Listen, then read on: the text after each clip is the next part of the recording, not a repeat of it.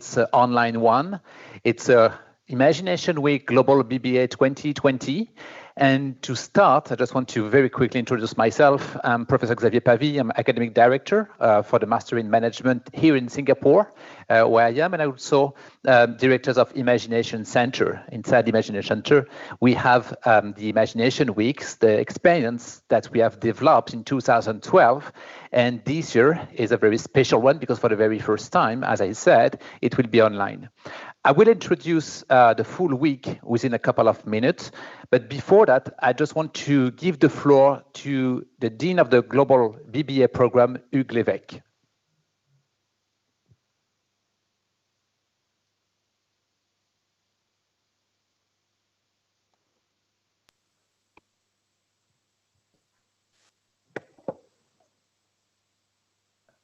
Excuse me, you're on mute. We cannot hear you. I apologize for that. Thank you very much. It's better. Xavier. Thank you very much for putting together this Imagination Week in a very unusual format. I believe it's the first time it's going to be 100% online, not necessarily our first choice, but that's the way it is. Good afternoon, everyone, to all the students. It's a pleasure for me to be with you again this afternoon, not necessarily in the way I would have liked not necessarily the way I would have liked to welcome you for this beginning of academic year 2021 and for the beginning of the third year.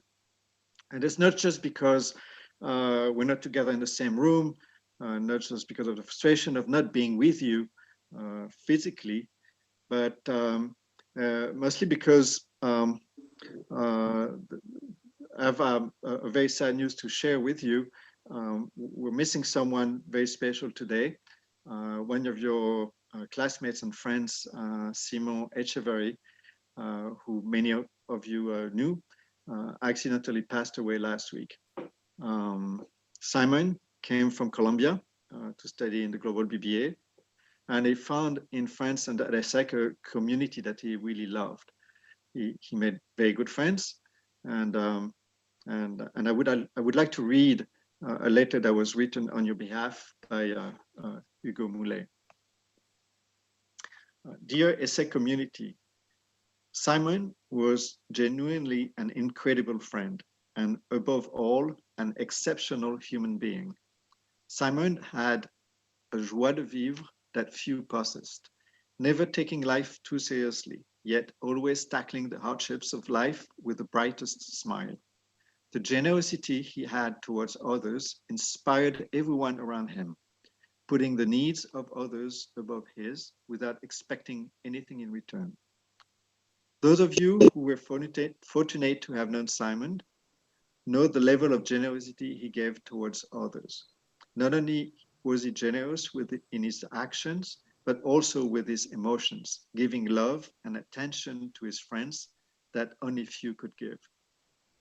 Traveling is what really brought Simon to the greatest joy and fulfillment in life. His love for traveling and desire to discover the wonders of the world were truly unique. He often described traveling as his natural habitat and had an incredible passion for sharing his crazy travel stories. Despite Simon's complicated passport nationality for traveling, he was a problem solver and always found a way around any hurdle. Granted, he made history while he was in Singapore as the first Colombian to ever come to Malaysia by land. Simon lived a short yet very happy life. He left a mark on so many people, and history will forever live through the people he impacted. If Simon were here today, he would want everyone to realize the gift of life and not take anything for granted. A life that at any moment can be taken from you. Kindness and generosity were his true values. It is only us now to carry his true legacy. May he rest in peace. I would now ask you to observe a minute's silence in memory of Simon.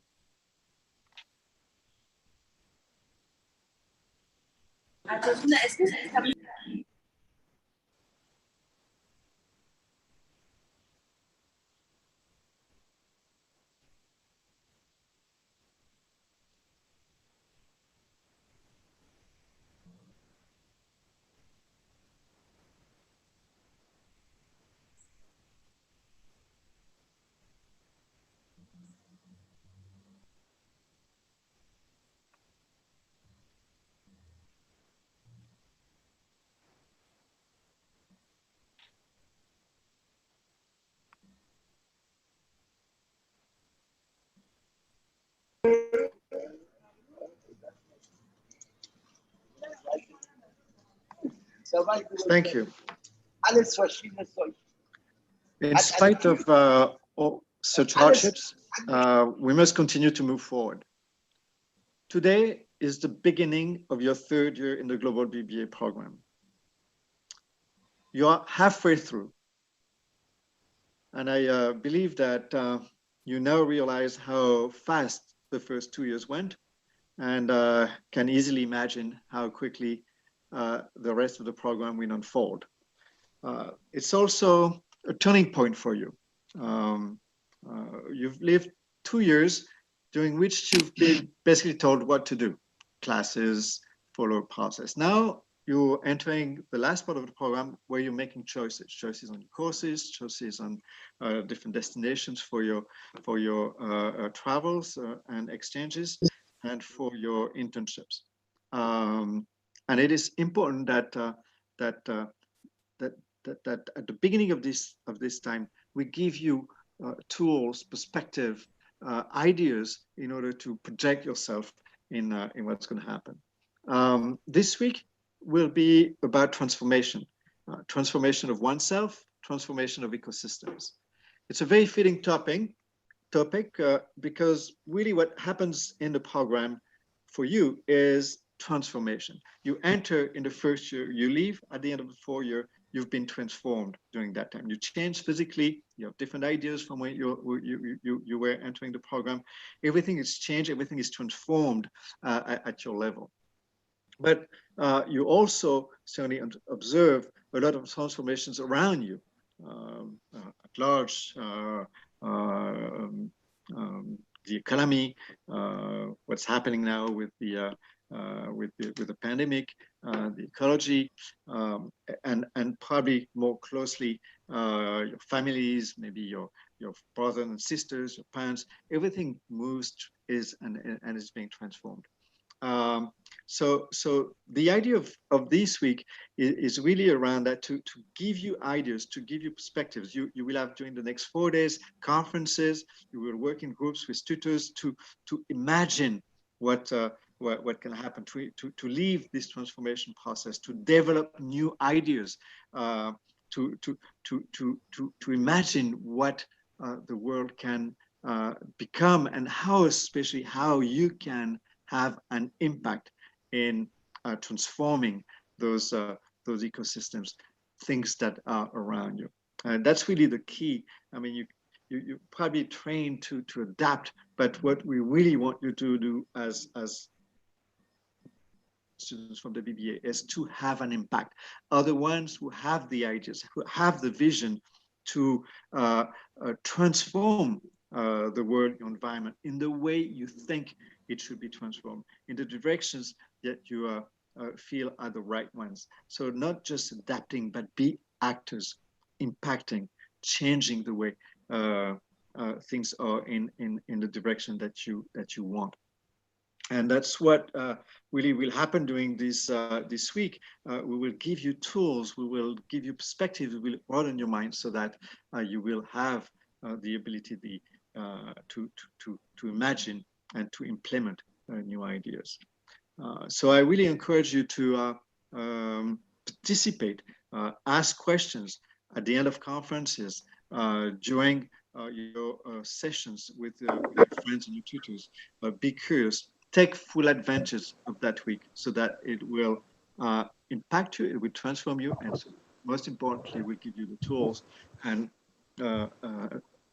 means and visions to be real actors in the transformation of the world tomorrow. I will now let Xavier take over and give you a presentation of imagination transformation, and then we will have our first conferences. So Xavier. Yes, thank you. Thank you very much, Hugues. Thank you very much, everyone. We're going to do this introduction. I'm going to share with you why we have decided to create Imagination Week about 10 years ago, for many reasons. And I'm going to explain to you into detail, because we're going to spend 4 days together. So welcome to Imagination Week. Welcome to this new innovative pedagogy that it has been developed at ESSEC in 2012. This edition for the BBA is the 6th one. The 6th one, and we are about 430 students with a specific topic, which is, as mentioned, transformation of oneself, transformation of ecosystem. We have decided at ESSEC to develop this idea, this seminar of Imagination Week, for many reasons. I'm going to explain to you why we have decided to do it. And we have decided to do it not just for the BBA, but as well as for the Master in Management, as well as in Executive Education, because we truly believe that developing your capacity, your skill, your talents to be creative, to be able to imagine, is so important nowadays. I'm going to explain to you. Imagination Week has many objectives. The objective that Imagination Week have, first, to build and develop the students' capacity to work in diverse and international teams, which is very important. And that's why we have decided to do the grouping on our own, because actually we want to make sure that we're going to mix according to your background, according to your nationality, according to what you've done before, according to basically your background.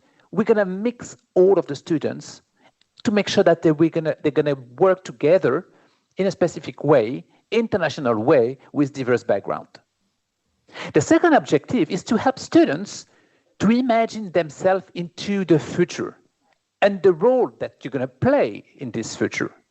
Most of the time, you spend times, hours, and days to think about what I'm going to do next month, what I'm going to do next trimester, what I'm going to do for my next internship. But this week is dedicated to go a bit further. What is the future you want to design? The third one is to enrich students culturally through a transdisciplinary approach. I'm going to explain to you into the detail within a minute, but that's very important. Basically, how could we nourish your brain? The fourth one is to strengthen students on creative technique. And that point is very important. This week is not just for this week itself. What we're going to do with you, to develop with you, to give you, it's some techniques, some skills, in order to make sure that you're going to use basically all the tools, the techniques, in order to use it maybe for next courses, maybe for your next internship, maybe for your next job. It's very important pillar. How is it possible to be creative? The fifth one, it's to be able to develop some innovative solutions to take care of our ecosystem in a responsible way, both locally and globally, which is it's obvious nowadays to mention this point. We need to take care of each other. We need to innovate to continue to survive, as well as to make sure that what we're going to do, we will be do in a specific and responsible way. Your role during this week is very clear. You need to create an original project, something that it does not exist, and you have to do it on a specific theme, which is transformation of oneself, basically yourself, transformation of the ecosystem where you're living. You're going to work in a group by team of 5 students, and you need to propose an innovative and responsible solution with a specific method, the creative one that I just mentioned. It's the design thinking imagination canvas. I'm going to explain to you in a minute, and within the next couple of hours with your tutors, you will understand that. At the end of the week, you're going to present the outcome in front of the other students to share what you've done. As you know, Imagination Week is an important core of the BBS program. You will get a grade, and this grade will be a mix with the tutors, as well as you will be graded by your peers. To help you to do it, you need to have a guide. You need to have a tutor. You need to have a coach. We call them Imaginers. Imaginers are the people who will be with you all week long in order to help you to develop your creativity, to follow a specific method, and to help to develop this original project. Imagineers, it's one person who will have 6 groups. Each one, as I said, will be with 5 students. 14 Imagineers. José Aliel, Émilie, Diane, Laurence, Pierre, Nicolas, Anne-Laure, Patricia, Patrick, Mathilde, Giorgio, Tamara, Margot, Camille. All of them will be there for you. And they worked a lot the last couple of months to design this specific week. Each Imagination Week is unique. Each one is developed for you.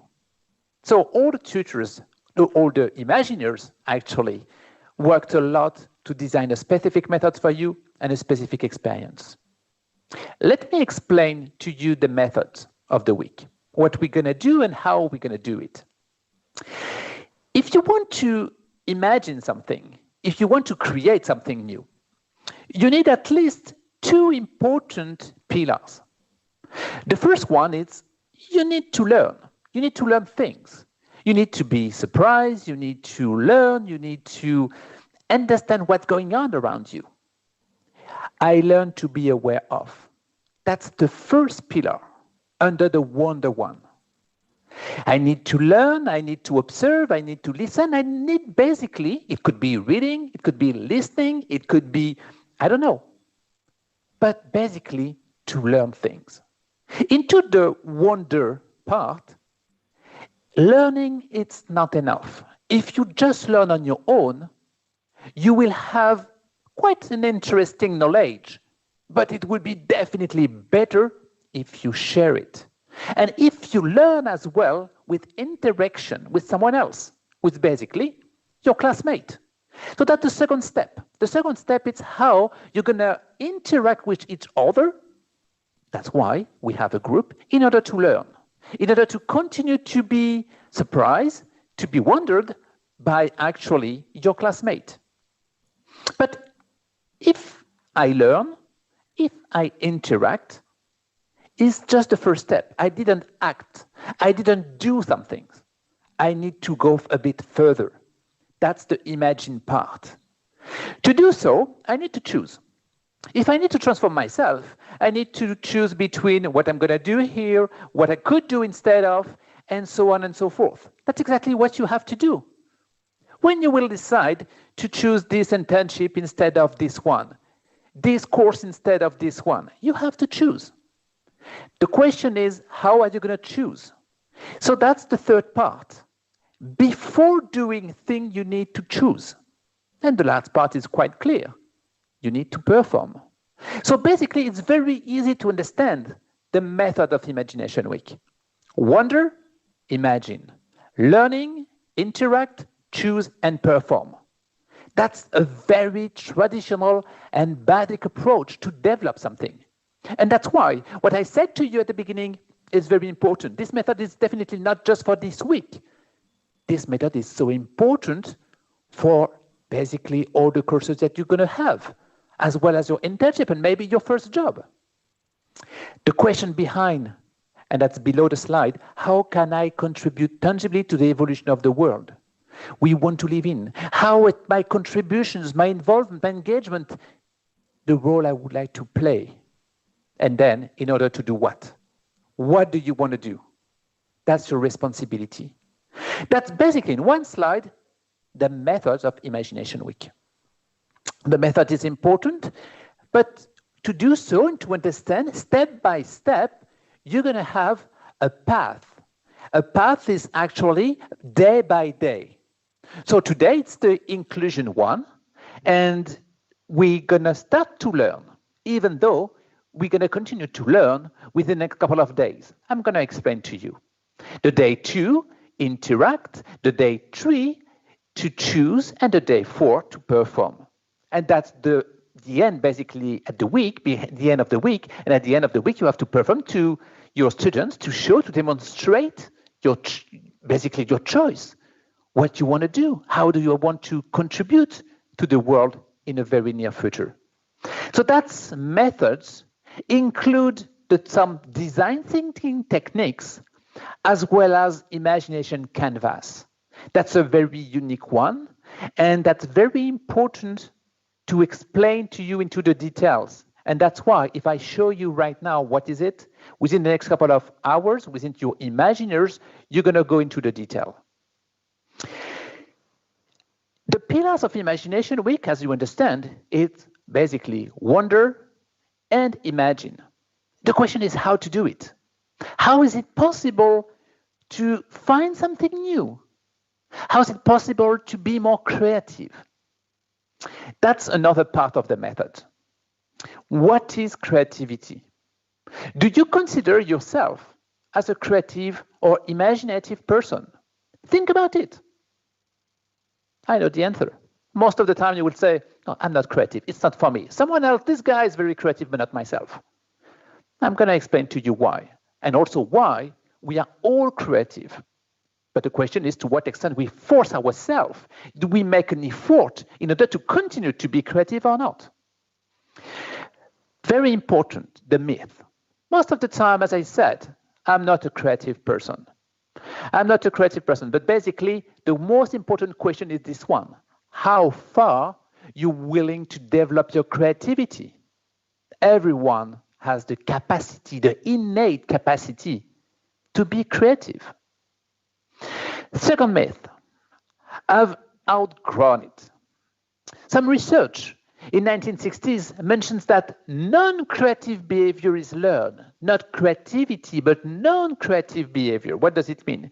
It means that most of the time we put people into silo, into specific discipline, and we don't want them to be creative. Third myth, it's about creativity can earn me a living. In a modern world, in a very competitive environment, and I'm going to explain to you into the details in a minute, creativity is important. It's so important. Again, I'm going to explain this point. I haven't got time. Again, very important that creativity will be your additional value to the future world. Your additional value. Very quickly, what is your additional value versus a computer? Algorithm, artificial intelligence, deep learning, it's almost zero. So basically, how could you differentiate yourself from a computer to basically a colleague? It will be based on your creativity. The last point is, I don't need creativity in my life. That's a very important point as well. Creativity reduces anxiety, inspire better mental health. Creativity is for everyone. It's definitely not just for artists, musicians, writer, designer. Creativity is everywhere. The most important question is to what extent we make an effort to continue to develop our creativity. Creativity is something novel, unique, innovative. Creativity is something useful. Creativity is something understandable. Creativity is also forced by an environment. According to the environment I need to create, to do something. It will be valued by a community, and this community will evaluate your creativity. And that's why we don't dare so much to be creative, because we are afraid about what is going to say about my idea, what's she going to say about my idea, my creativity. We are afraid about it, so we don't dare to do it. And that's why, basically, let me tell you that, why kids are creative. Because they don't care, they dare to be creative, they don't care to be, I would say, ridiculous. And the last point, why we don't like so much to be creative. It's because creativity need work, need effort, need perseverance. Basically, an idea never comes out of the blue. It's because you are curious, it's because you challenge yourself, because you work. You need to make an effort, very important effort, because that's also the question with perseverance, you're going to fail many times. So that's very important to understand this point. Why humans have skills for creativity? Human is able to choose between things. A human being is able to interpret what's going on. A human is also able to translate, not just about the language, but translate what's going on.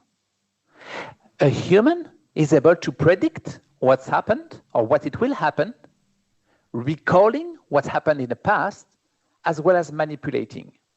Of course, many species, living species, they have also some skills, choosing, predicting, or translating. But human people, human being, is the only one species which is able to combine all of them.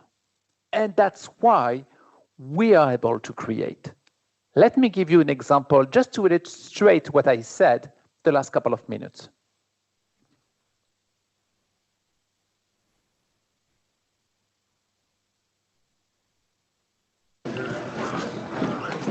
Gene, we have a situation brewing with the carbon dioxide. We got a CO2 filter problem on the lunar module. 5 filters on the limb. Which were meant for 2 guys for a day and a half. So I told the doctor. You're already up to 8 on the gauges. Anything over 15 and you get impaired judgment, blackouts, the beginnings of brain asphyxia. What about the scrubbers on the command module? They take square cartridges. The ones on the limb are round. Tell me this isn't a government operation. This just isn't a contingency we've remotely looked at. Those CO2 levels are going to be getting toxic. Well, I suggest you gentlemen invent a way to put a square peg in a round hole. Rapidly. Okay, people, listen up. People upstairs, candidates missed one, and we gotta come through.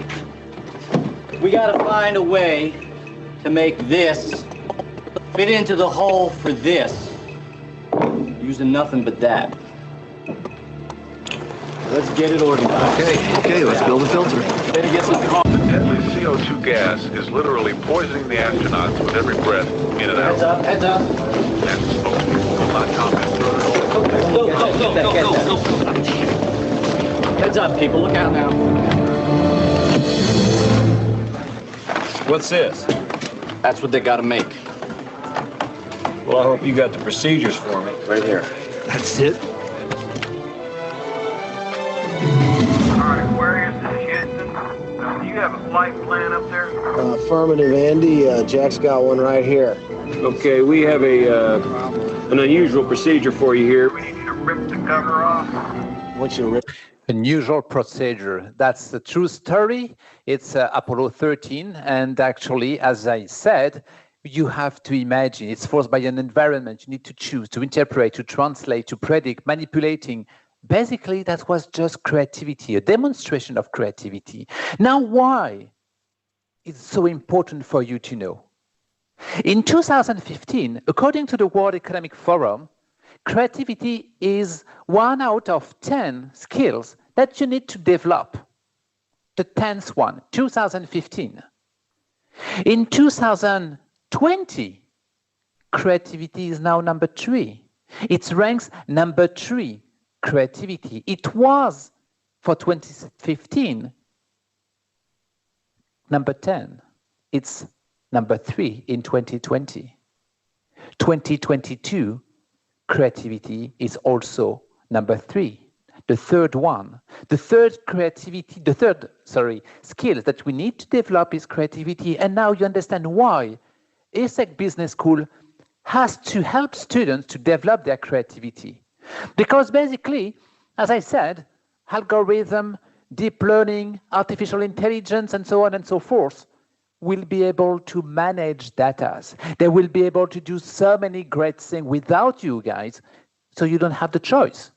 You have to find your additional value, which is basically your creativity, because we are the only one who will be able to develop it. This point is very important. And nowadays, in different academic publications, for instance, you can find creativity everywhere, all the times. Every single day, you can find on newspapers that Tinder, TikTok, and more online activists are finding creative way to say Black Lives Matter. What teenage brain can teach us about thinking creativity? Or in French, la distorsion d'échelle et l'économie de moyens sollicitent la créativité. Les créatifs, c'est nouveaux atouts du marketing digital. And that was just the last couple of weeks. It's so important for you to understand the necessity of creativity.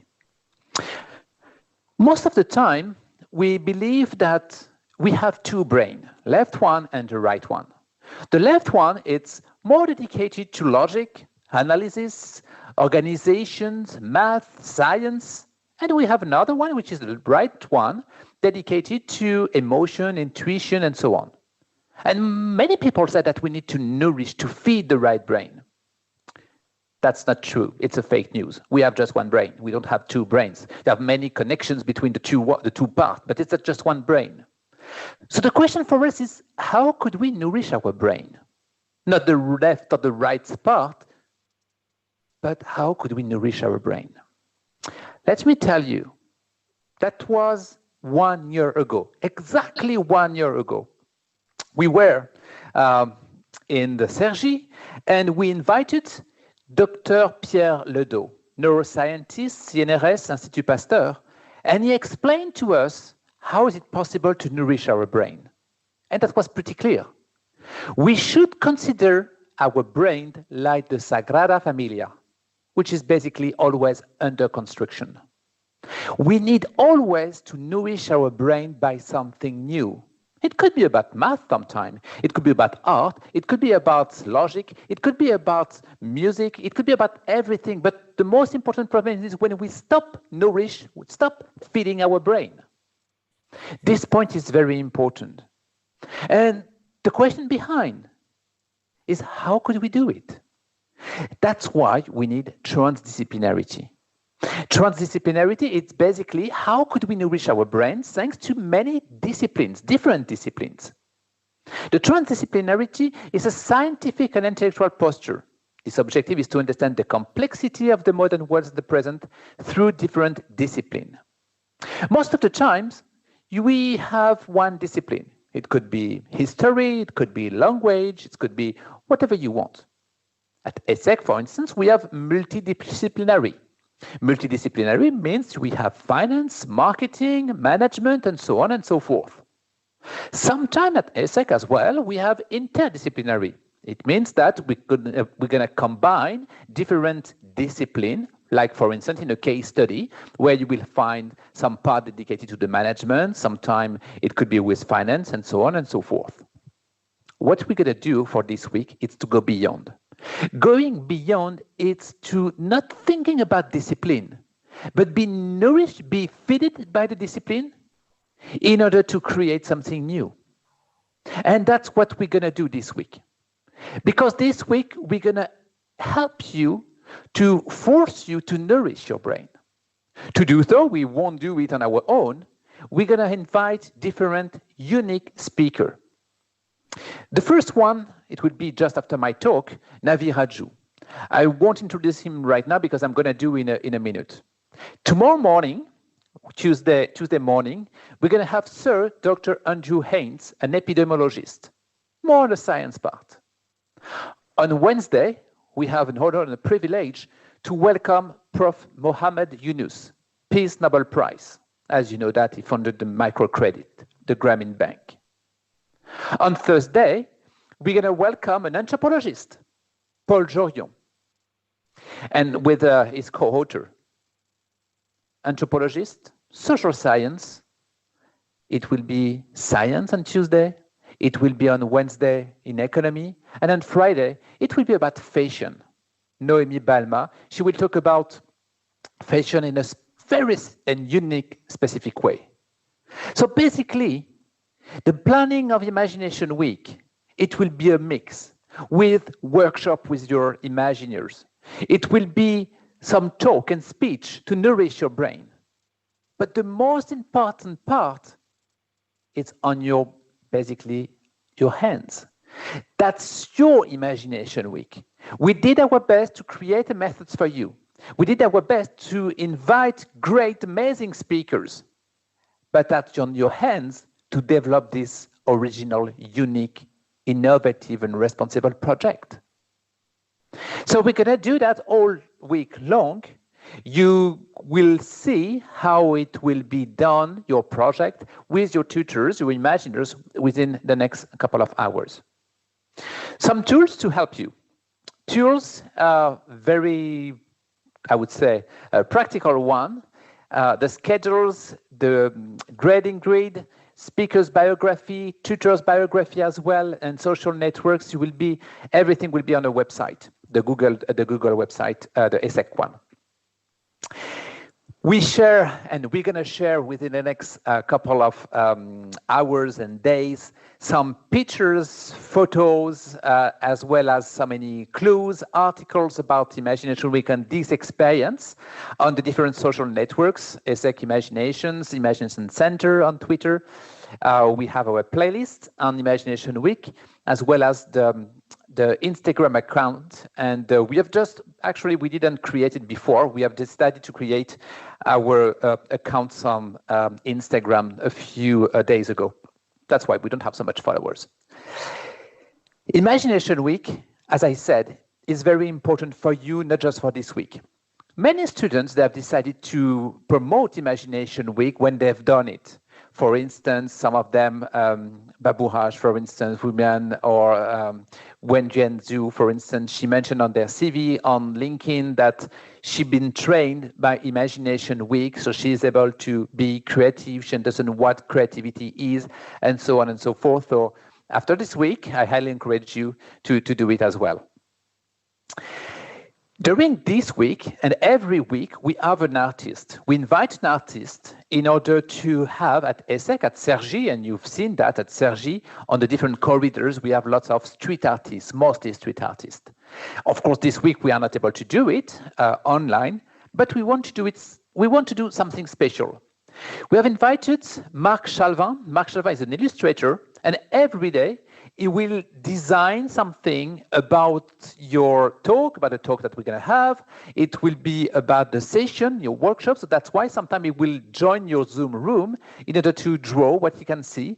And at the end of the week, we're going to have all together some drawing books, and we're going to share this experience with you. We're almost at the end of my introduction. This part is very important. Every year, we have a godmother or a godfather of the week. As I explained, all speakers are not related business. Basically, this week is all about business. We know what business is. We are in a business school, and we are proud to be in a business school. But for one specific week, we don't care so much about the business. We're going to talk about imagination. And basically, all the speakers are all about business. But we have decided to invite one godmother or one godfather every year. And this year, we have a godmother. The godmother is Estelle Frances. She has been graduated in 1995. And she's the godmother of Imagination Week Global BBA 2020. And I would like to thank her so much for to accept to be the godmother of this week. I'm not going to give the floor to Estelle right now, but she will give to you a talk at the end of the week. She will be with us every day. She will be with us for listening to the talk.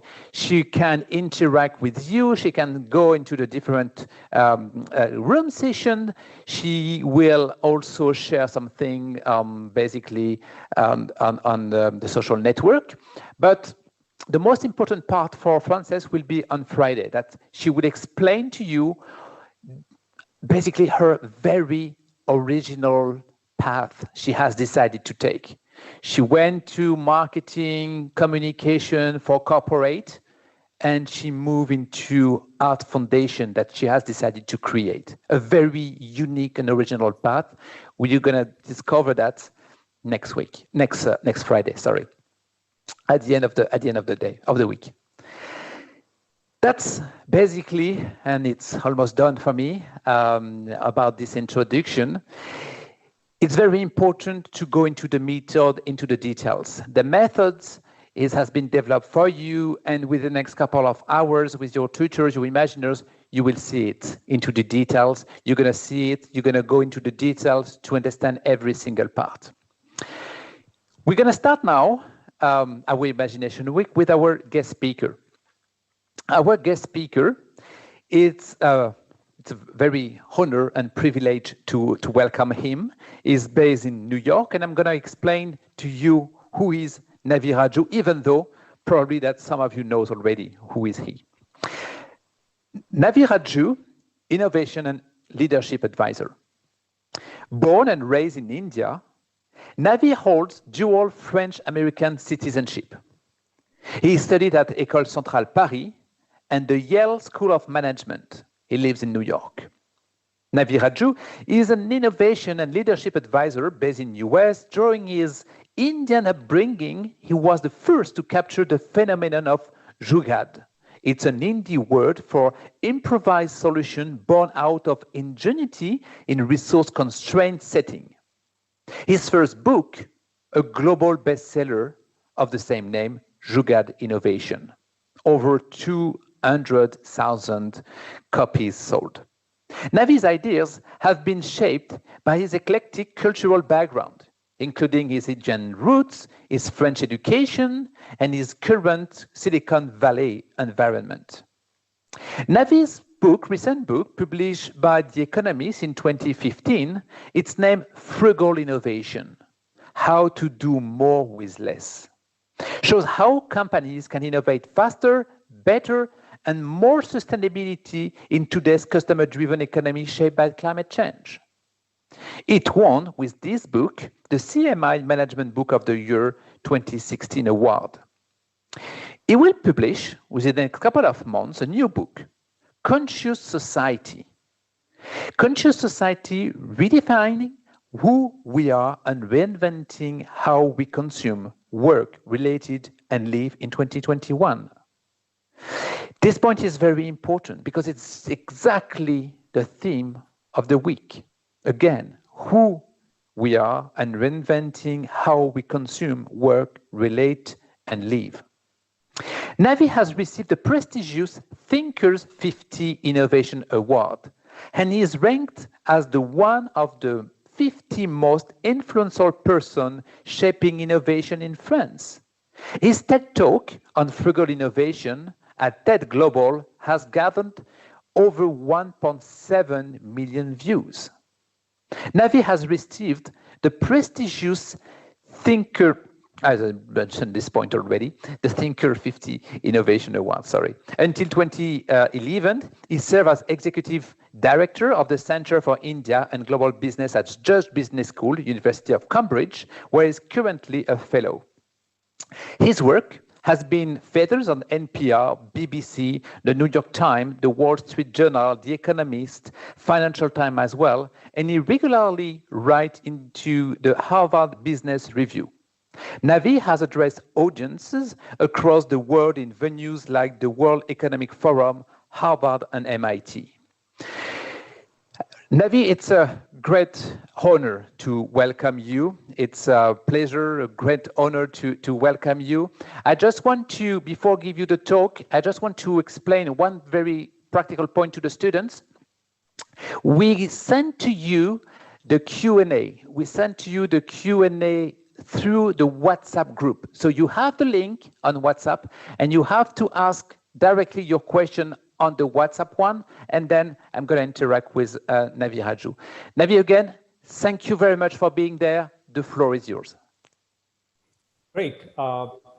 Thank you so much. I hope that you can all hear me properly. Yes. Yes. Okay, yes. Great. Very well. Excellent. Thank you. So thank you so much for giving me this opportunity to kick off the Imagination Week this week with you. First of all, my sincere condolences to the family of Simon and also you. I know that must be a great shock to hear about that. I'm very sorry.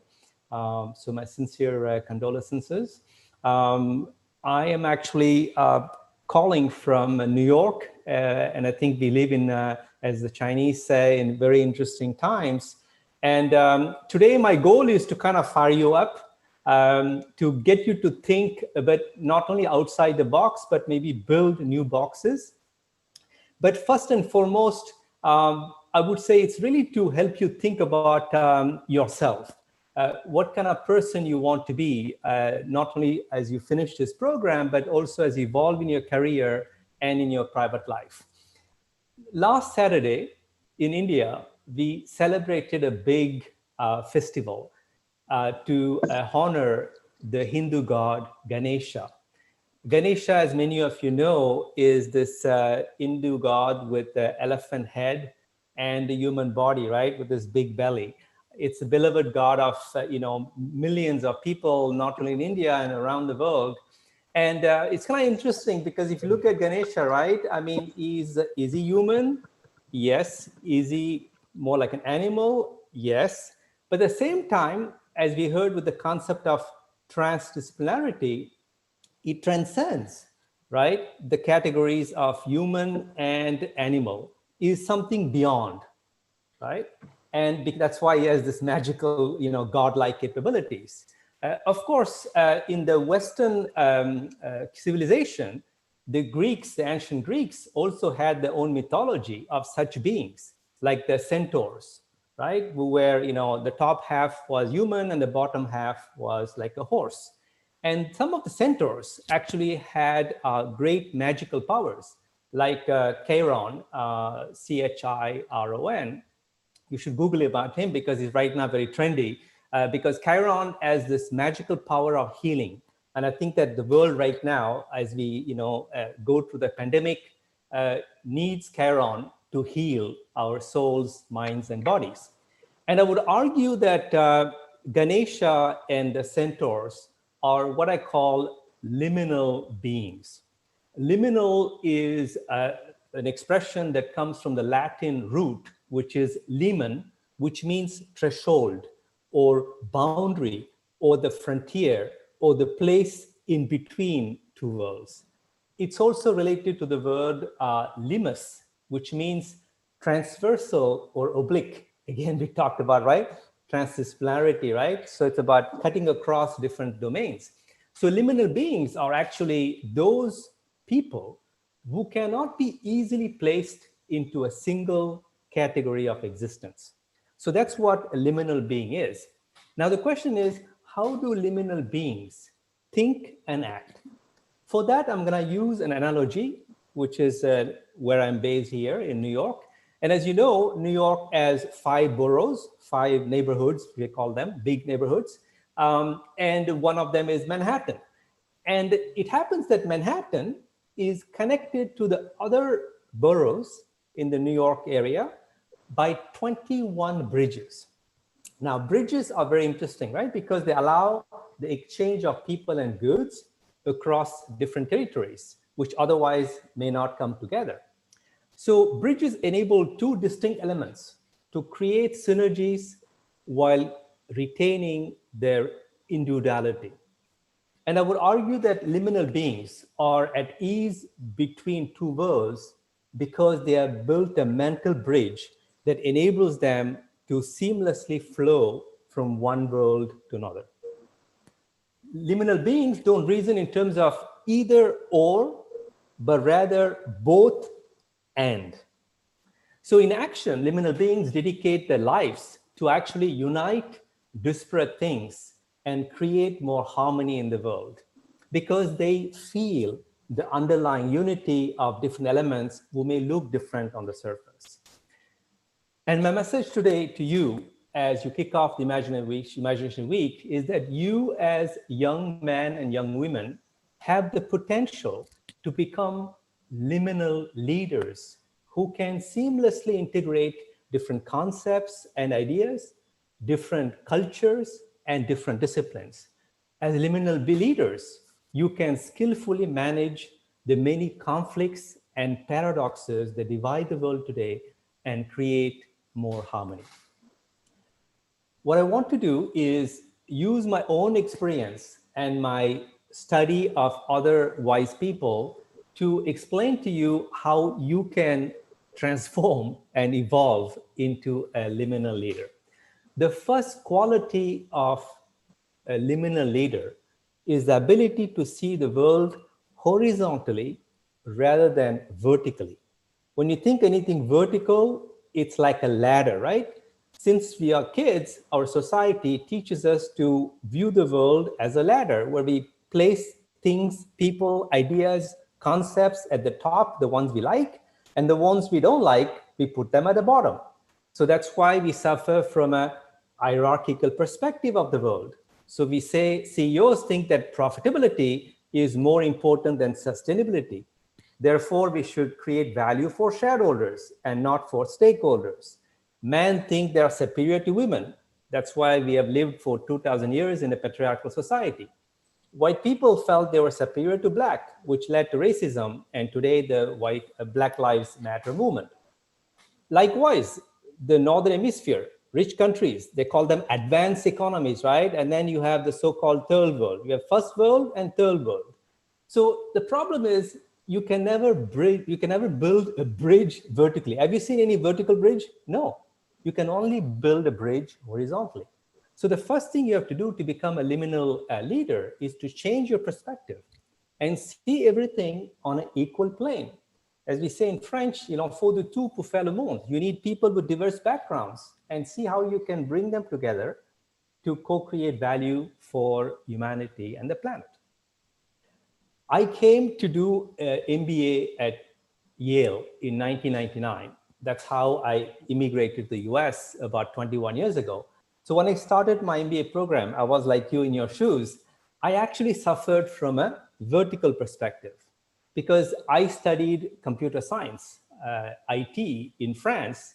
And my desire was to move away from IT and become a strategy consultant. Because in my mind, I thought that, a strategy consultant is here and a technology consultant is here. So I need to go from here to here, right?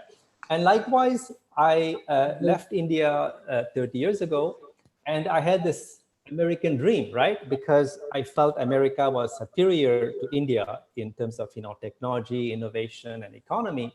So it was prestigious for me to make it in America.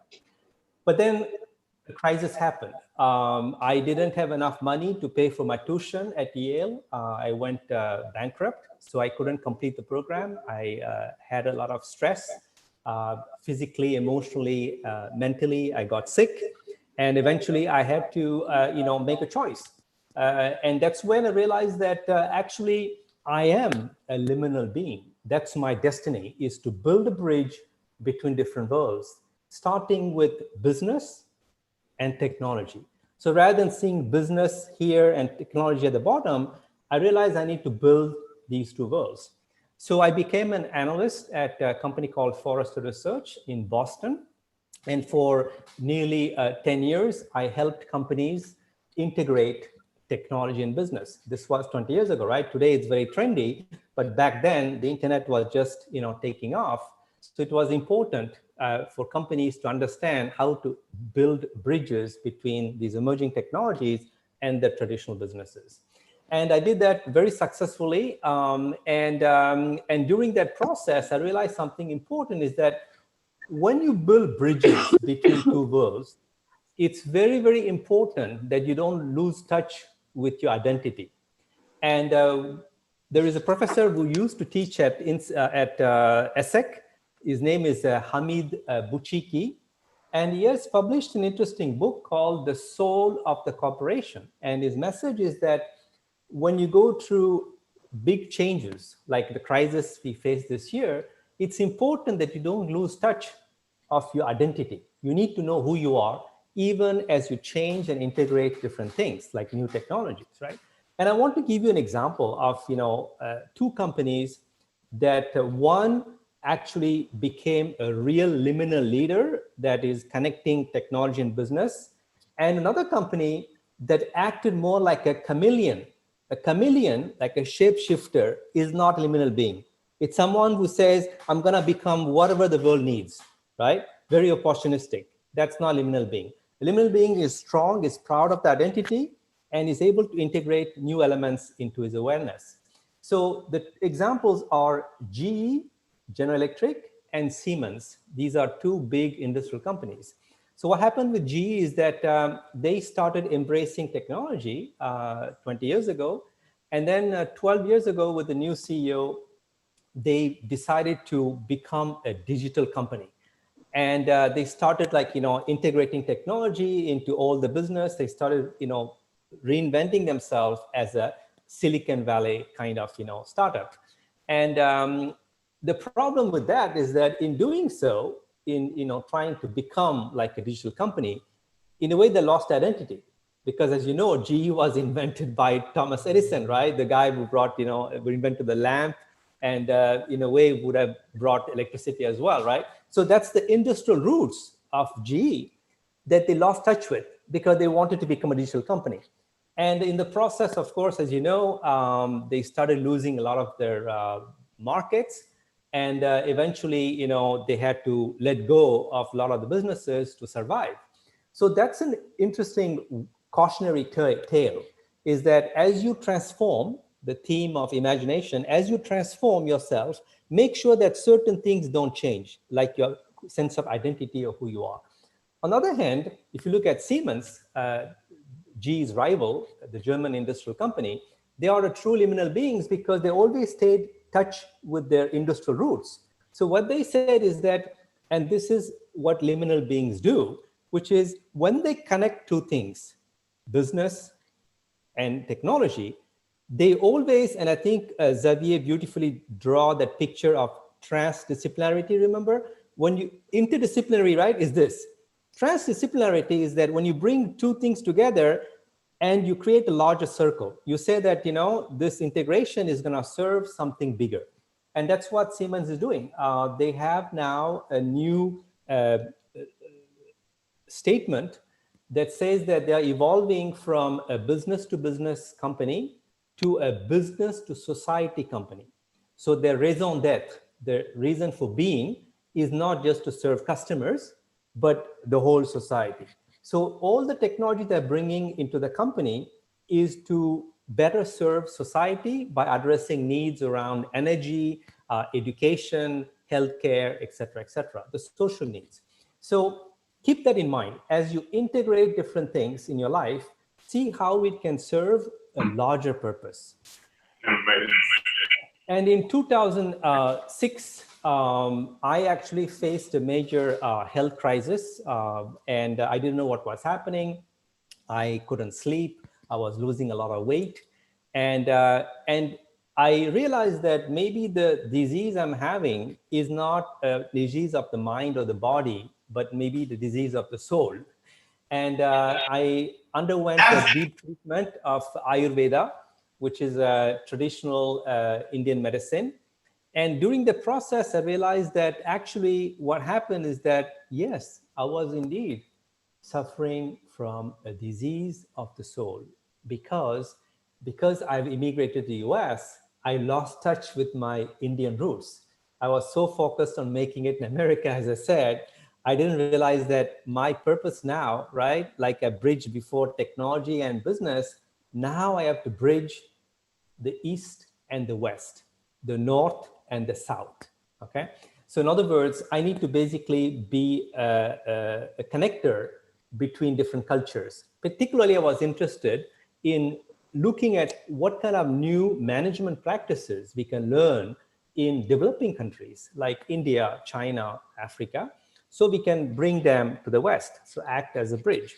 And for that, I went to Cambridge University 12 years ago to set up a research center focused on identifying new business models and management practices emerging from India. And based on that, I published 2 books. The first book is called Jugaad Innovation, which is actually in Hindi means the ability to improvise an effective solution with very limited means. It's really the MacGyver spirit, right? Or in France, we call it the système D. And that's important because that book in a way acts as a bridge between the corporate world, which is optimized for efficiency, right? We think about scale, we think about processes, So I tried to build a bridge between efficiency and agility, because you need both, right? And we saw this importance of linking efficiency and agility this year, right? During the COVID crisis, because all the companies, big companies, they were very efficient when everything is going well. But then when there is a problem, a disruption, they don't know how to adapt. They don't know how to use agility to quickly respond to new needs of the society. On the other hand, we saw many innovative thinkers, entrepreneurs who apply this Jugaad mindset to create very simple but effective solutions. For example, in Italy, we had a doctor who teamed up with a 3D company, a makerspace, to actually adapt a scuba diving mask from Decathlon, which is a big sports retailer. They took the scuba diving mask and they adapted it to make it a ventilator to treat COVID patients. So that's a kind of, clever improvisation where you take an existing solution and you find a new application for it by repurposing it. So that's a Jugaad mindset. The second book I wrote is called Frugal Innovation, and the frugal innovation, right? This is also bridging these two terms. Frugal innovation, they never go together. Why? Because you always think like, well, an iPhone, right, which costs $1,000, it's not frugal. Only 10% of the world can afford an iPhone. What about 90% of the world, right? So I wanted to bridge innovation and frugality, which is affordability, so that innovation becomes more inclusive. More people can afford your new product and services. And I brought here an example to show of how frugal innovation works. So this actually, believe it or not, this is an incubator, right? Which keeps premature babies warm. And what's interesting is that it doesn't look like an incubator, right? And that's the point, because it was designed to make it very affordable for people in India and Africa. And essentially it designed like a small sleeping bag, and it can keep premature babies at constant temperature for several hours. And this simple solution cost only $200, whereas an incubator in the West cost $20,000, and it doesn't require electricity as well. And this simple frugal solution has saved the lives of 300,000 babies in the last couple of years. So you understand why frugal innovation is important, because as we enter a major economic recession in the West, companies have to also adopt this frugal mindset, right? To create new products and services to serve the cost-conscious customers. And you will have to think about that way as well as you become future managers. How can you apply frugal innovation to create solutions that are both innovative and affordable? And there are many companies that are using frugal innovation for several years successfully, like Renault Nissan, the French car company. They have built successfully many frugal, affordable cars, starting with Logan in 2004. And then in India, they developed a car for $4,000. And now they are launching an electric vehicle that cost only $8,000. So you can also learn from these pioneers how you can apply frugal innovation in your future job to make your products and services more affordable and more accessible to the masses. So after building that bridge as a liminal being between East and West, I decided that maybe there's another area where I can connect East and West. And this is in the area of linking intelligence and wisdom. Because you see, in the West, we value intelligence. We think people with high IQ, right, are superior beings. But in the East, whether it's India or China, we value something which is beyond intelligence. We value wisdom. And what is wisdom is the ethical application of your intelligence to serve a larger purpose. So it's about using intelligence for the common good. Why wisdom and intelligence have to come together? Because for two reasons. One is the rise of artificial intelligence, because as machines become smarter, you cannot outsmart machines. But as I say, you can outwise them. You can be wiser than machines. The second thing is because what I've seen is that many smart leaders who are brilliant with great IQ end up doing very dumb things that cost their career. I want to give quickly 3 examples because this is a kind of, again, cautionary tale for you. Many of you are very smart people. The first is, and these are people I admire, right? So these are people I admired. They were like my heroes, and I saw them fall from the pedestal because they had great intelligence, but not enough wisdom. The first example is Rajat Gupta. Rajat Gupta was the former CEO of McKinsey & Company, a famous consulting firm. He was the reason I went to business school. He actually graduated one of the youngest from Harvard Business School as a Baker Scholar, then went to work straight to McKinsey, became the CEO very young. And then in 2009, he was indicted for fraud, insider trading. So here's a very smart man who ends up doing something stupid because he lacked the wisdom to understand that, you know, he has to be very careful in how he's using intelligence, so that he basically was indicted for insider trading. That means that he was trying to use insider information to enrich himself. Okay, and so that's an example of someone, you know, very intelligent but not very wise. The second example is Carlos Ghosn, the former CEO of Renaissance. Again, a person that I admire a lot. He also graduated at the top of his class in Polytechnique, École Polytechnique in France. Brilliant man. But again, in 2018, he was indicted for fraud and embezzlement. Again, it shows that, you know, some smart people can end up doing something very unwise. And the third example is an entrepreneur in Silicon Valley, Elizabeth Holmes, who started a company called Theranos, which promised that with a single drop of blood, they can do many tests, which is great. That's going to basically make, you know, people understand, you know, what diseases they have, etc., very early on and for a very small price.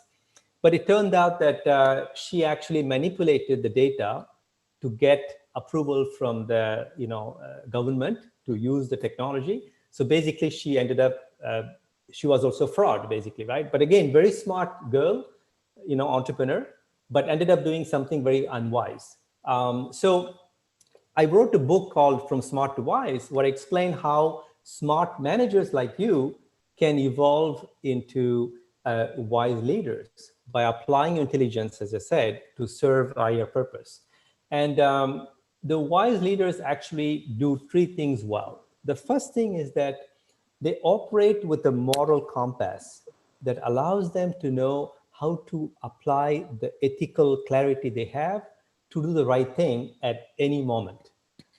One example of that is Pascal Demurger, who is the CEO of Maif, which is a major insurance company. And what happened is that during COVID in March, the car accidents fell by 80% because few people were driving the cars. So if I'm an insurance company, right, I should be like very happy because I'm saving a lot of money, right? I'm not reimbursing, right, the drivers. But Maif did something amazing because in early April, they decided to refund $100 million in savings to nearly 3 million policyholders. Why is that? Because they realized that it's not ethical for them to profit from a crisis. So they wanted to give back the savings to the people who need them, basically their clients. And so that's an example, right, of a wise leader who is focused on doing the right thing for their customers rather than for their shareholders. The second example is the second capability of a wise leader, and you will learn a lot this week, is the ability to unlearn, relearn continuously, right? So that means that ability to say, well, you know, the best practices that served me 10 years ago, I cannot reapply them today, right? The world is changing. So I need to be able to continuously unlearn and relearn to adapt to a new environment. And you saw that with companies like GM and Ford, who decided to make ventilators for COVID patients. So they basically unlearned everything they know about making cars And they have to learn quickly, right, how to make ventilators, because that's what the society needs. So wise leaders essentially have the ability to quickly learn just in time what is required to serve a societal need. And then the third example, the third capability of a wise leader is that they are driven by a motivation, which I call enlightened motivation. They are not focused on what is it for me, right? But what's in it for all of us. And an example here would be Bill Gates, the founder of Microsoft, who used to be very competitive, smart man, but very competitive. And he was only focused on making Microsoft #1 in the marketplace, right? Hierarchical view. And then he had a change in heart, a perspective, and he launched his foundation, the Bill Melinda Gates Foundation. And today he's using his, his intelligence to solve major problems in the world, such as, diseases and addressing poverty. So because he's motivated by something bigger than himself, which is about building a more inclusive and sustainable world. So speaking of sustainability, I actually want to talk about the next thing that I am trying to bridge, and you also have to try to bridge as liminal beings, which is the notion of profitability and sustainability. For a long time, as I say, right, they were clashing. Because again, most business leaders used to think that, shareholders are more important than stakeholders.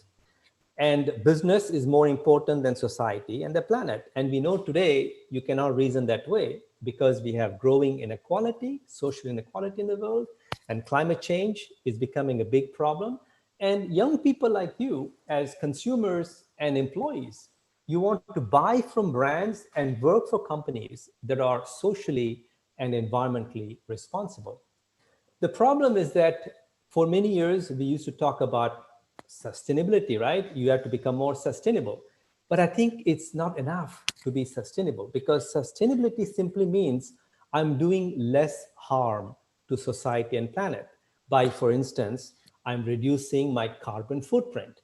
I'm acting less bad, basically, right? That's sustainability. That's not enough, because your generation, according to studies, show that you prefer the term regeneration to sustainability. So regeneration means that it's about companies intentionally creating more positive value for all stakeholders.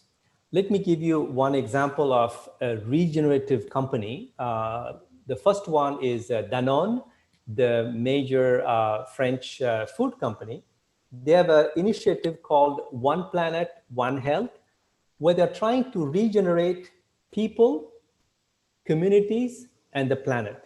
For instance, they're helping farmers embrace what's called regenerative agriculture, which enables farmers to improve the quality of the soil by transitioning, for example, to organic farming. And in the process, they can produce more and therefore earn more, while reducing the use of fertilizers, pesticides, and water as well. So they can do better with less. So that's great for the farmers, as you know, who are suffering. It's good for the planet as well, because when you do this regenerative agriculture, what you do is that it's called carbon sequestration. You're taking carbon from atmosphere, right? And sequester in earth, in the soil. So in a way, you're reversing climate change as well. So that's good for the planet.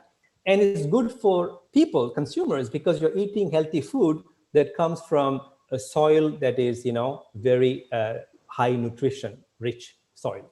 So that's an example of a company, right? Danone, which is able to, and Emmanuel Faber, right, the CEO, for me is a liminal leader, because he knows how to bridge profitability and sustainability.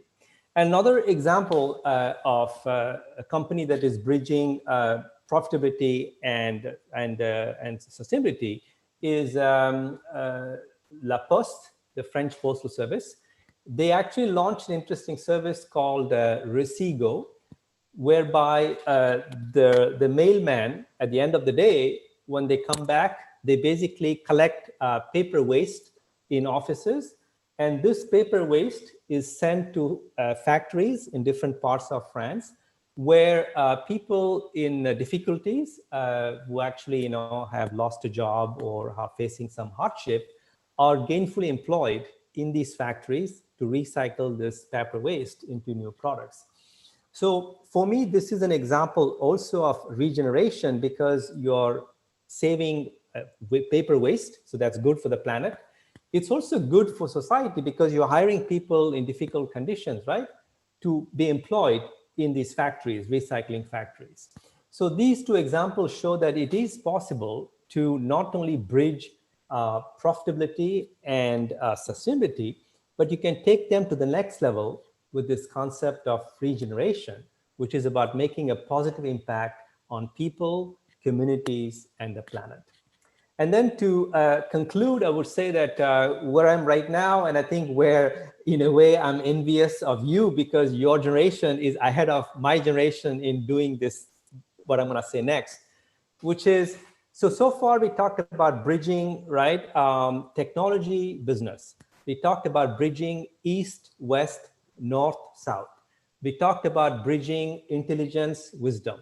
We talked about bridging profitability and sustainability.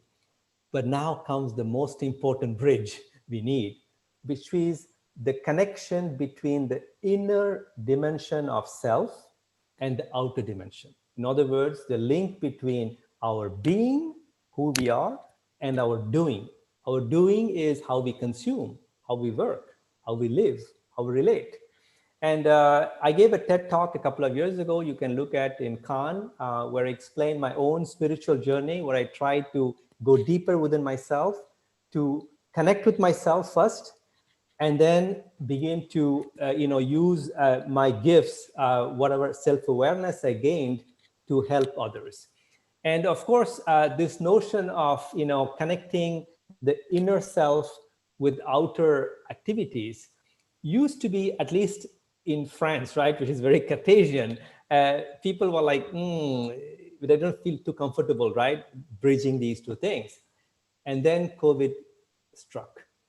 And suddenly the barrier, the frontier between, right, inner, outer was destroyed. Here's an evidence, right? We are all sitting at home attending this event. So the boundary already, right, between private life and professional life is becoming blurry. And this is just the beginning. We are going to see actually more and more, and your generation is going to be the first generation which is going to destroy, in a way, this boundary, artificial boundary between private and public. What I mean by that is that you are going to actually align your personal values with the way we consume, the way you work, and the way you live, right? You're going to say, look, I care about society, I care about planet. So when I go to shopping something, I'm going to make sure that I buy something which is aligned with my values. Same thing with employer, right? You're going to go work for a company whose values are aligned with your private belief system, okay? So this is where we see the shift happening, which is that more and more companies are going to connect, become liminal leaders, where they have to connect the inner dimension of the employees, their value systems, their inner potential with their daily work. And one example, since you talk about the theme of this week, right, is transforming yourself while transforming the ecosystem. Both have to happen together, right? One example of that is Decathlon, which is, as I said, a major sports retailer, right? And they did something amazing. Every couple of years, they have this exercise they call the vision exercise. So what they do is that every 4 years, they invite their employees. They have nearly 100,000 employees, I believe, in 40 plus countries, to brainstorm, to think about where should the company be going next, right? Vision is important, as Xavier said, right? You must be able to see in the next 5 years where you want to be. And they have done such exercise in 2016, where they created something called Vision 2026, to look at, next 10 years, what should the company be doing? But that exercise was all about them, right? What should Decathlon look like in 10 years? they realized that, oh, that's not good because we are actually part of a larger ecosystem, right? A larger society and a larger planet. So we need to think about what the world will look like in 10 years and how Decathlon with its partners can enable, right, this new world to emerge. So last year, they began an exercise called Vision 2020, where they engaged 1 million stakeholders, their employees, their customers, sports people, and others to dream, right? To dream and envision what the future will look like and how Decathlon can use its assets and resources to transform the world for the better. And amazingly, while they were doing this exercise, COVID struck, right? And they decided last month something radical. They said, you know, 2030 is too far out because the problems we are facing right now, right? Society inequality, climate change, etc., health issues, we can wait 10 years to solve them. So they renamed their Vision 2030 as Vision 2021. So they took a 10-year journey and they compressed it into 12 months. And they told their employees, the heads of their stores in different cities, look, instead of 10 years, how can you implement this vision as soon as possible, right? There's an urgency now. So over the next 12 months, the employees are feeling empowered to implement this vision as fast as possible because the world needs it. But the reason I bring up this case study is because one element of this exercise was to ask each employee to do journaling. So for several weeks during COVID, right, people stayed home. So they had to use, it's called Theory U, which comes from MIT.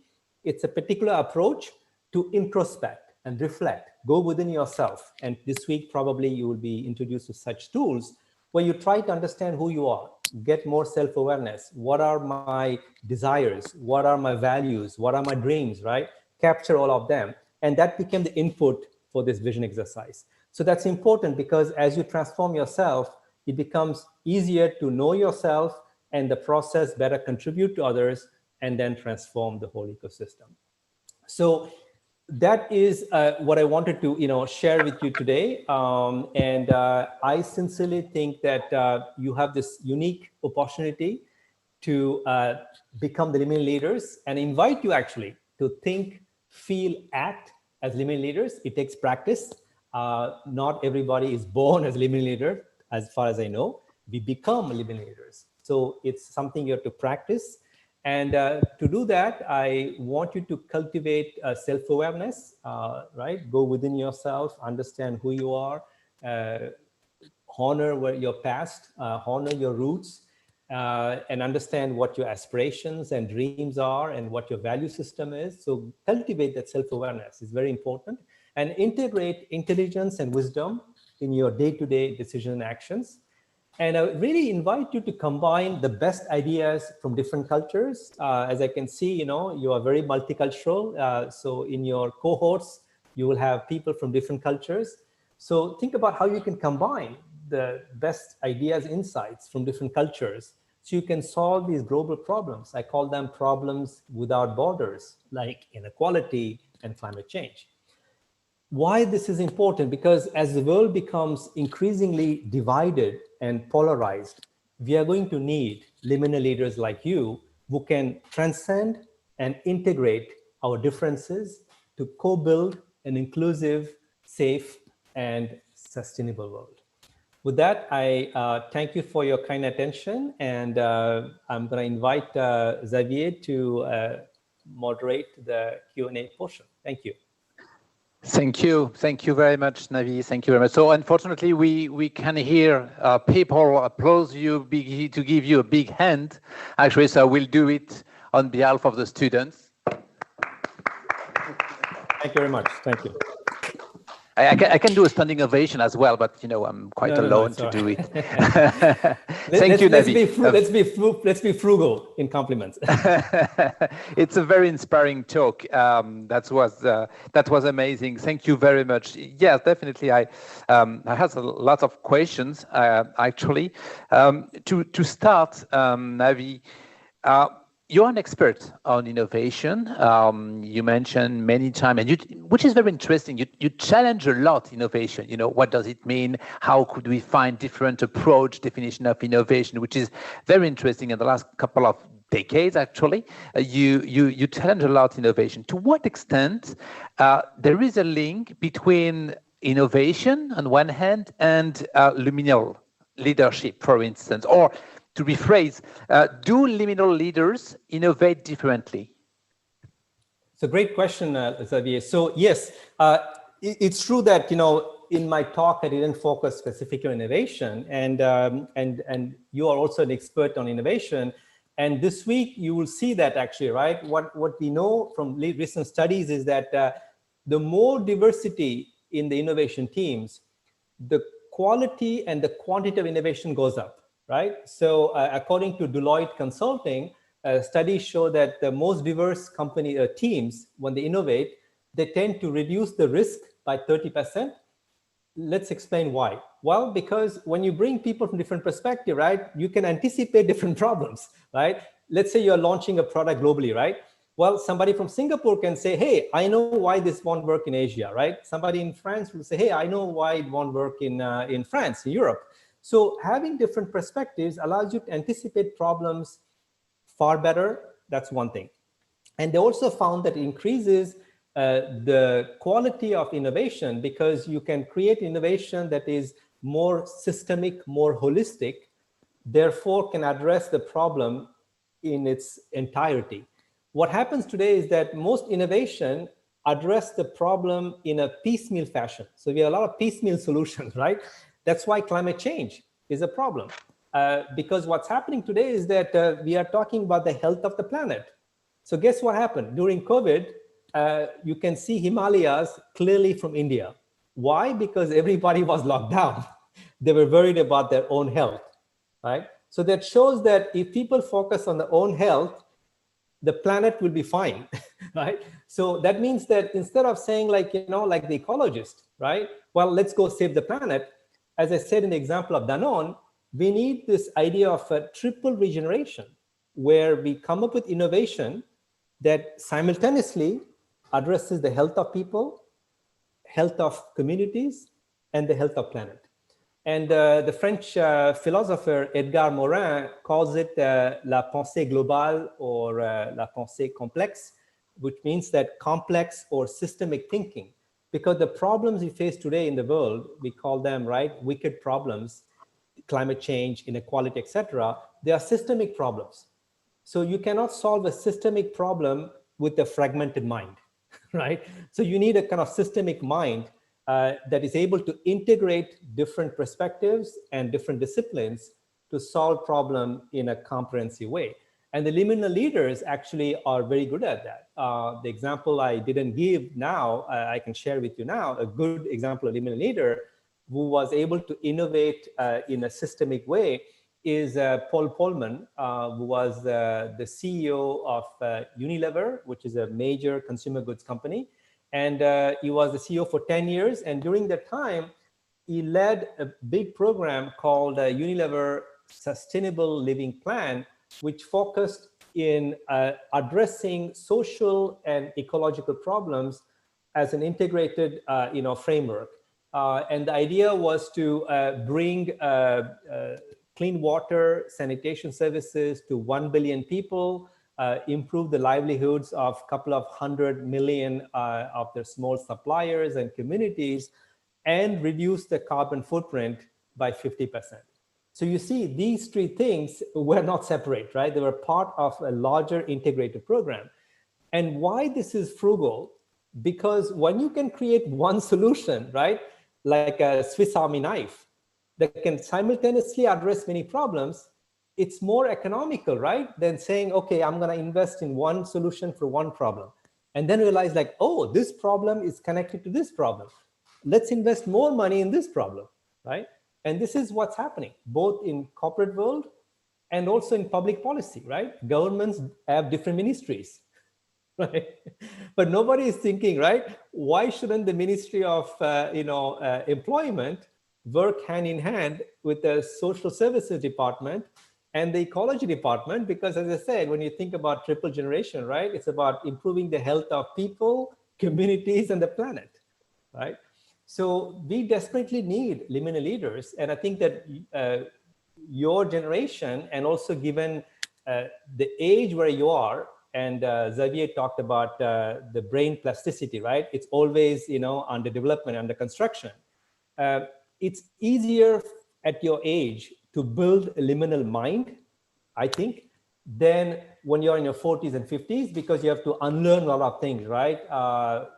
We learn in a way which is very fragmented, and putting it all together, back together, it's not easy, right? But at your age, you can begin to cultivate this systemic, holistic perspective and keep that for the rest of your lives. Thank you. Another question: can all companies find a way to be profitable, take any benefit from frugal innovation on the long term?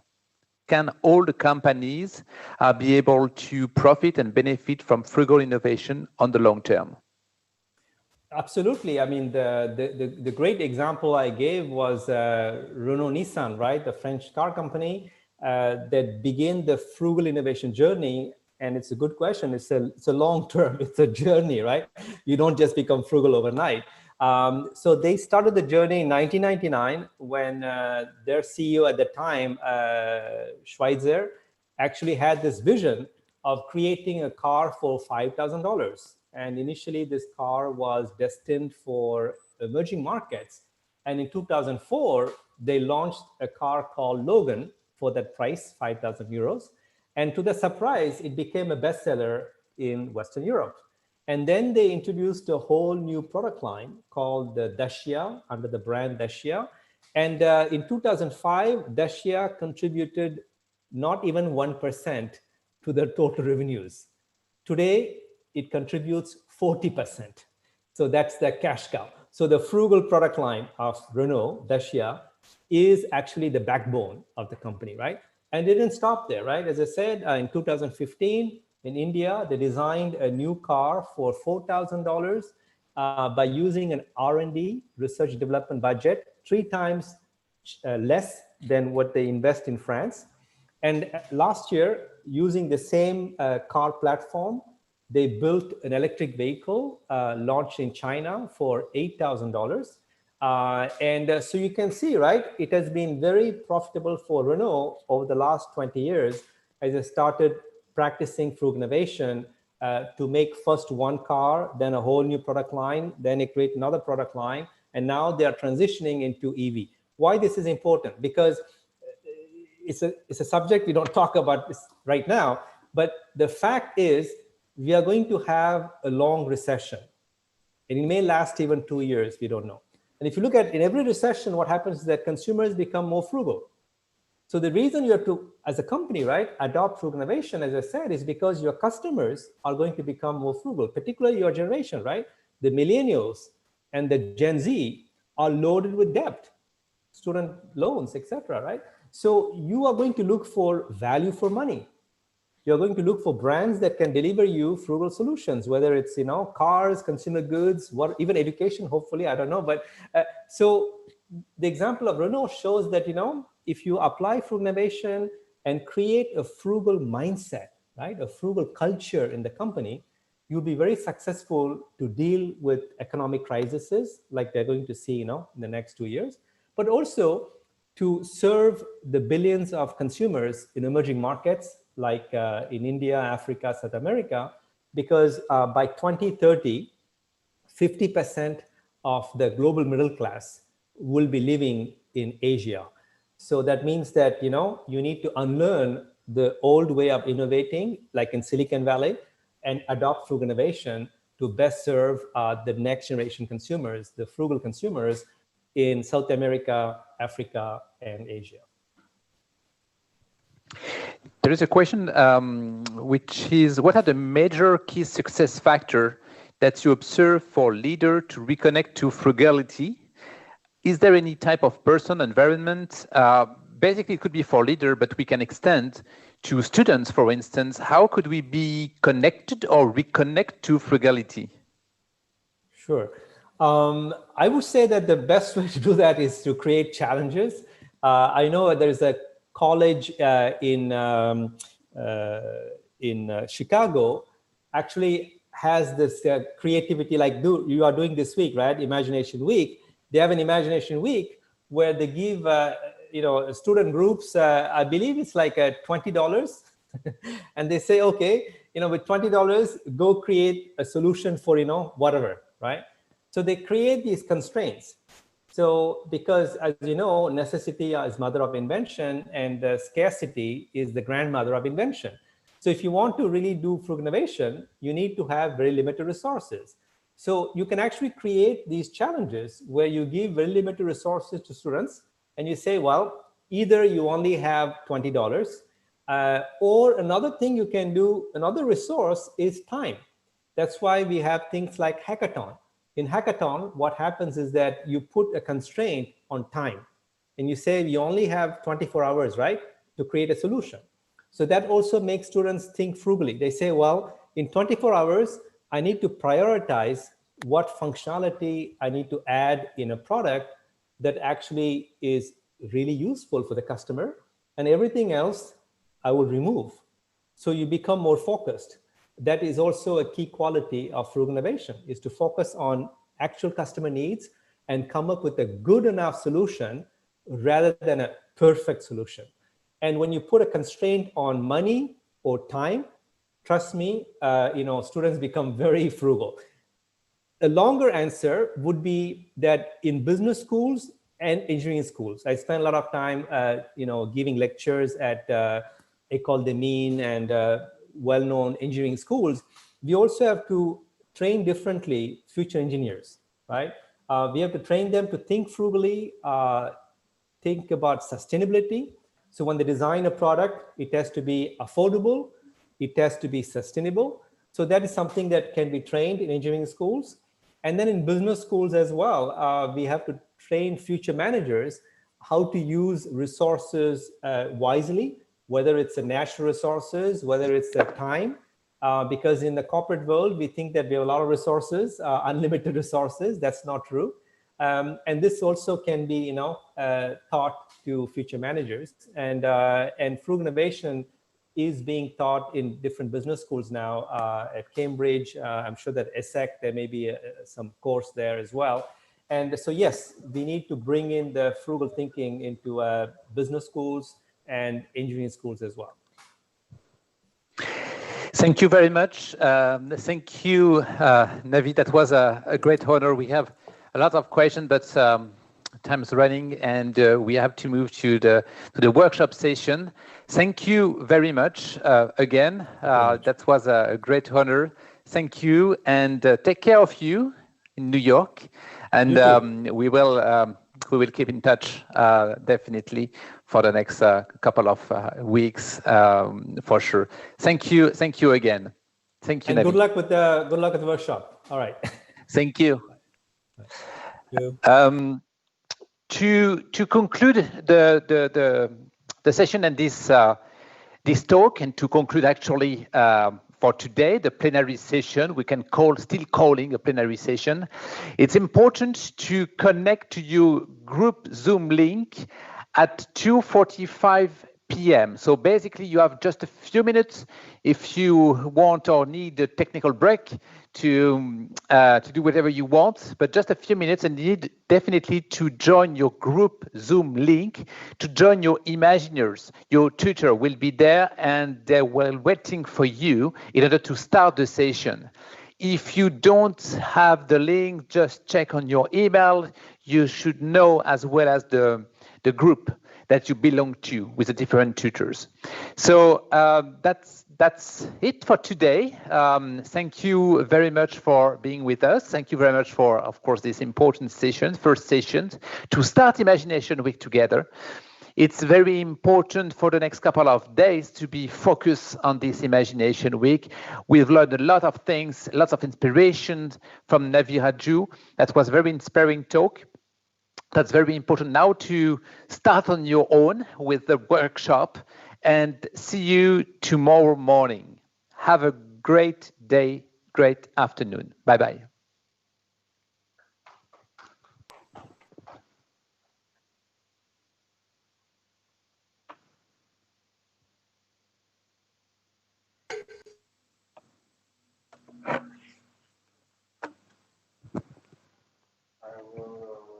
Oh,